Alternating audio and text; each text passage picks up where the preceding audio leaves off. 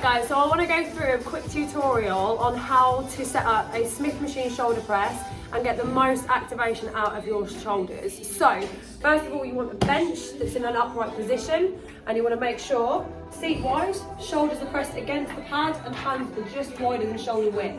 So from here, you're going to take the slack off, and you're going to take a full 3 seconds to bring that bar down in line with the chin, add a small pause, then power up through the heels of the hands. So driving it down, 3, 2, little micro hold here, then drive up. So you're keeping all that tension on that dead stop at the bottom, drive up through the heels of the hands.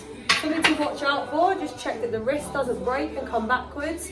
Keep everything in line with one another as you're taking that weight through the shoulders. So we go again, flip the weight off, slowly down, little pause in line with the chin, drive up.